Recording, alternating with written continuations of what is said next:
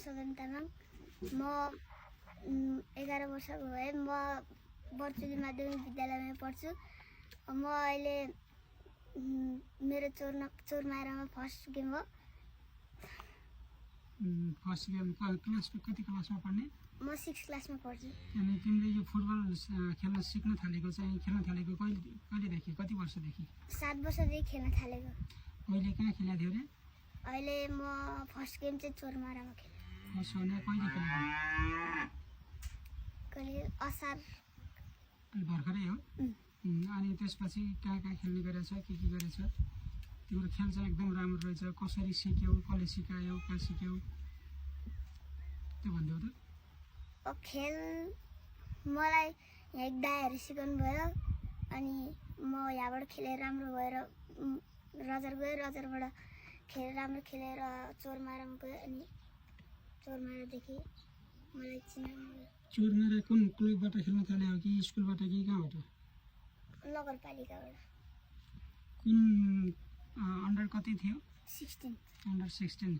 अनि 11 वर्षको मान्छे अन्डर 16 खेल्दाखेरि गाह्रो भएन? तिम्रो हाइट पनि सानो छ, हेड गर्न त गाह्रो हुन्छ होला नि? भएन। छैन है।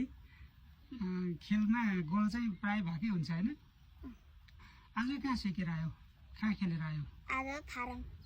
कुन लेभलको गेम थियो त्यो? त्यो प्र्याक्टिस म्याच थियो कि त्यो क्यास अनि क्यास पैसाको? 1 डे म्याच। अनि फुटबल खेल्नु चाहिँ कसरी मन लाग्यो तिमीलाई? कसले खेलेको देखेर, कसले खेल भन्यो कि आफै मन लाग्यो कि कस्तो भयो? आफै मन लाग्यो। दाइहरू भने सिनियर दाइहरूले सिकाउनु भयो? कतै एकाडेमीमा क्लास लिएको छ कि छैन? यत्तिकै आयो। अनि तिमी फरवार्ड हो कि डिफेन्डर हो कि विङ्समा खेल्ने कि कुन पोजिसनमा खेल्ने? विङ्समा। Right wings. अनि दिदीहरूले के भन्नुहुन्छ, सिनियर दिदीहरूले? राम्रो खेल्यो भन्नु। अनि अस्ति गणेश थापा सर पनि आउनु भएको रहेछ भेट्नलाई, के भन्नुभयो उहाँले? अझै राम्रो खेल्नु भन्नुभयो। केही सहयोग पनि गर्नुभयो? हामीले सहयोग गर्छौँ भन्नुभयो कि? जुत्ता जर्सीहरू दिनुभयो। अरू हामी काठमाडौँ आउँदाखेरि केही सहयोग गर्छौँ भनेर भन्नुभयो कि नै? त्यो त भन्नुभएको थियो। बाबा मम्मी कता हुनुहुन्छ? बाबा मम्मी विदेश हुन्छ। बाबा साउदी, मम्मी कुवेत। अनि यहाँ चाहिँ हजुरआमासँग बस्ने भाइ खेल्न 6 कक्षामा पढ्ने भन्यो होइन? अनि स्कुलमा चाहिँ पढाइ कस्तो छ त? राम्रो छ। फर्स्ट पोजिसन सधैँ? 5बाट 6मा जाँदा के भएको? फर्स्ट भएको। अनि स्कुलमा सरहरूले चाहिँ के भन्नुहुन्छ? सरहरूले अझै राम्रो खेल्नु। अनि कतै कम्पिटिसन हुँदा, गेम म्याच हुँदाखेरि चाहिँ स्कुलले कतिको सहयोग गर्ने, पठाउने गर्छ कि गर्दैन? पोखरा किन नगएको त? पोखरा यो स्कुल पढाइ बिग्रिन्छ भनेर हो कि? के म्याच थियो पोखरामा?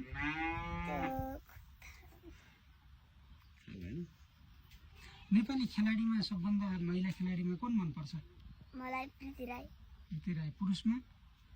मेसी। नेपालीमा छैन खासै। नेपाली पुरुषमा ठिक छ। अनि भविष्यमा के बन्ने छ योजना? फुटबल प्लेयरै बन्ने हो। अब धेरै पढ्नको लागि, सिक्नको लागि त फेरि काठमाडौँतिर जानुपर्छ होला। काठमाडौँ गएर धेरै सिक्न सकिन्छ होला होइन?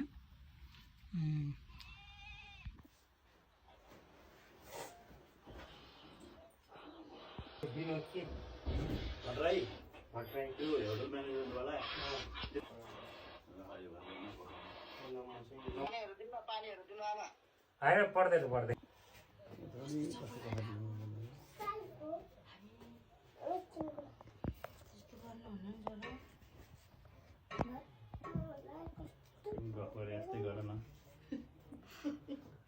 मेडल त टन्नै थुपारिस त। गुड। भविष्यमा अझै धेरै ठुल्ठुला मेडल ल्याउनुपर्छ है।